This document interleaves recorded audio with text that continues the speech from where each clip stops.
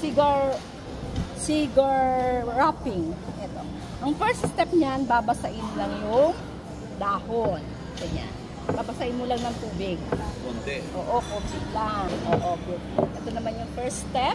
Ang tawag namin dito is chaveta or decanter. Tawag namin dito is puncher. Then, gunting. Ito naman yung mga wrap ng cigars. Ang first step natin, babasain yung tubig. Nababasain mo ng tubig yung foam. Medyo mahirap-hirap tong second step na to. Pero natututunan. Ang apprentice namin, 6 months yan tinitrain.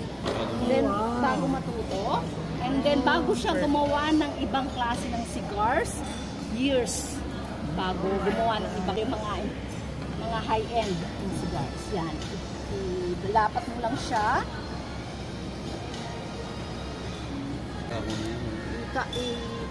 Kailangan walang kulubot. Ayun. Yung hawak. And then, ikakat mo dito.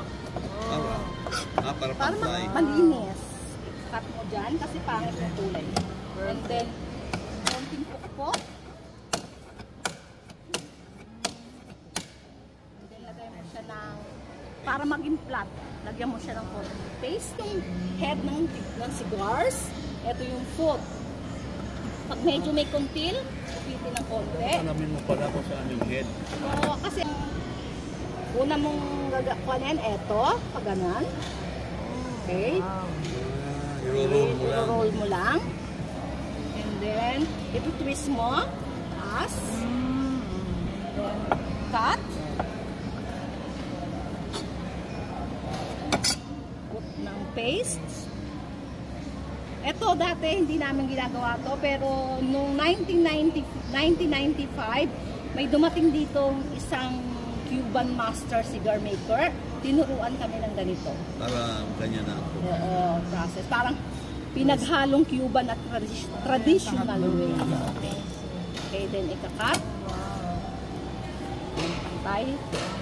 And then, magkukuha ka ng konti dito, bibilugin. Ito. Dati wala kami nito diretso lang.